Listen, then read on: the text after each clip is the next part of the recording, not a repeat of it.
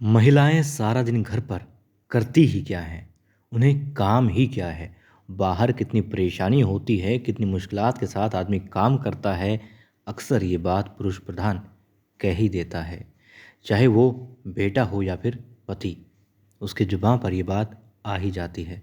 हर किसी शख्स की ज़ुबान पर नहीं, मगर बहुतों की।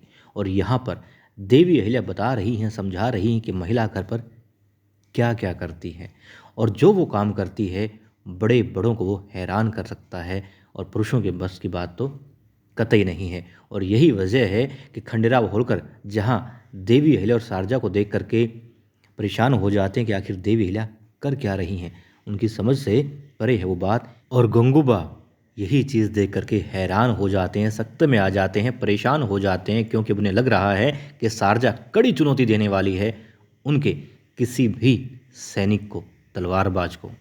देखिए घर में क्या क्या काम होते हैं उन्हीं के हिसाब से देवी अहिल्या शारजा को ट्रेन कर रही है। पहले कहती हैं कि जैसे तुम हलवा बनाती हो बिल्कुल वैसे ही इस कड़छी को घुमाना।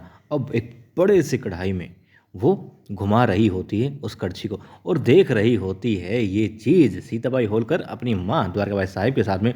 और द्वारकाबाई साहिब भी इस चीज़ का मजाक ही बनाएंगी, क्योंकि उनकी समझ में देवी अहिल्या क्या कर रही है ये बात नहीं आएगी।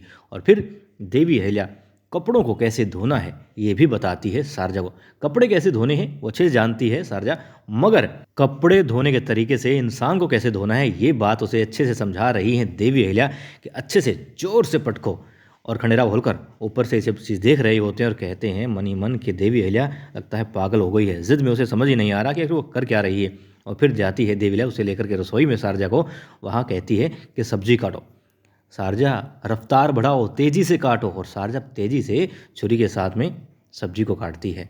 क्यों? क्योंकि उसने कहा था खाना बनाना होता तो बना लेती। बस अब घर में जो जो काम होते हैं उसके हिसाब से ही देवी अहिल्या उसे ट्रेन कर रही हैं। फिर कहती हैं शस्त्रशाला में ले जाकर के शारजा को हाथ में तलवार थमा के कि अब ये भी कड़छी ही समझो और इसे ऐसे घुमाना है जैसे अक्सर तुम रेत में चने भूनती हो, मूंगफली भूनती हो, बिल्कुल उसी तरीके से घुमाओ इसे।